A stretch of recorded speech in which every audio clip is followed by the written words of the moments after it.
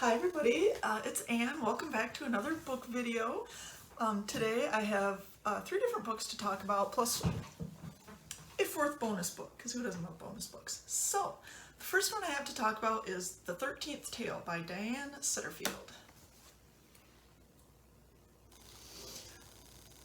This is the tagline from the back of the book. Sometimes when you open the door to the past, what you confront is your destiny. Reclusive author Vida Winter, famous for her collection of 12 enchanting stories, has spent the past 6 decades penning a series of alternate lives for herself. Now old and ailing, she is ready to reveal the truth about her extraordinary existence and the violent and tragic past she has kept secret for so long. Calling on Margaret Lee, a young biographer troubled by her own painful history, Vida disinters the life she meant to bury for good. Margaret is mesmerized by the author's tale of gothic strangeness, featuring the beautiful and willful Isabel, the feral twins Adeline and Emmeline, a ghost, a governess, a topiary garden, and a devastating fire. Together, Margaret and Vida confront the ghosts that have haunted them while becoming, finally, transformed by the truth themselves. So this, you may have noticed my recent book selections have a bit of a theme of gothicness to them. This was really good. I enjoyed it very much. It's not a horror book, so don't be freaked out by that. Not gothic horror, just gothic elements to it.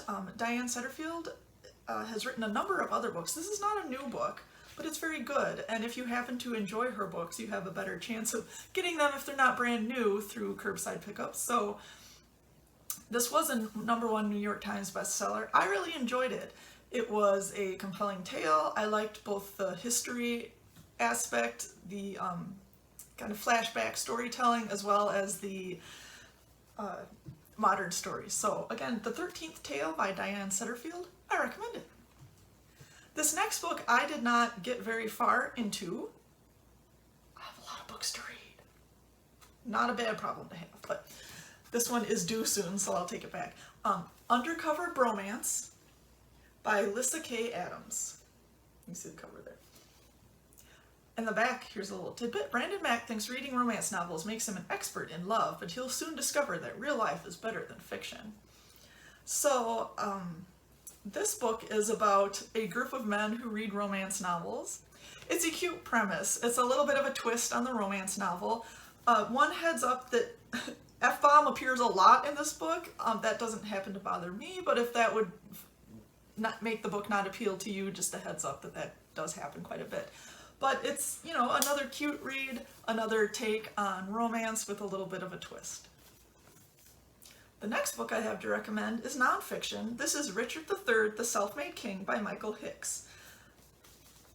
And if you know anything about Richard III, that's one of the very famous portraits where he's fiddling with his ring finger.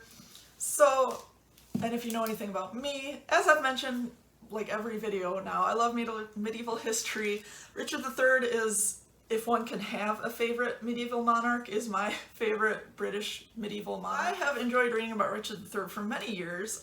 Many of the books I have are out of date as they only fairly recently found his body. So a lot of the books that I read were like, well, we don't know what happened after the Battle of Bosworth Field, but now they know. They found his remains. I mean, they knew he was dead, but they didn't know where he was. So on that glorious, happy note, this is a history book, obviously. Richard III, you may be familiar with the mystery of the princes in the tower, where he supposedly killed his 2 nephews after his brother, King Edward IV, died. That's another rabbit hole of reading you can go down if you're interested in historical mysteries. There are a lot of theories about what actually happened. So here is the book cover account. The first account of Richard's entire life, revealing him to be a statesman, strategist, and ultimately a self-made king. As the last Yorkist monarch, Richard III's reign marked a turning point in British history, yet Richard Plantagenet, Duke of Gloucester, only ruled for 2 years. While great attention has been given to his short reign, the years before his usurpation, wow, so many words I can't pronounce, usurpation and kingship are far less known. Eminent historian Michael Hicks explores the full span of Richard's eventful life. While Richard owed his prominence to his birth as the son of a royal duke and brother of a king, he was determined to forge his own career. Richard was an adroit administrator who developed his own projects. He may have been small and physically weak, but he refused to allow this to restrict him, and opponents generally submitted to his will. In this skillful, well-rounded portrait, Richard emerges as far more than the villain responsible for the imprisonment and subsequent deaths of Edward V and the Duke of York in the Tower of London. He provides a complex, conflicted individual who had strategic foresight, sought to implement reforms, and however briefly, was capable of winning a kingdom. I'm very much looking forward to this book.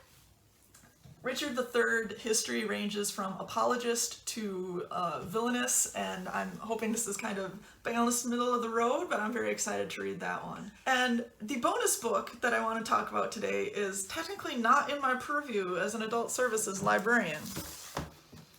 However, it's super good, and as many of you know, I am a mom of a preschooler, so I have to give a shout out to this book as something that I did not mind reading 4,000 times when I checked out from the library.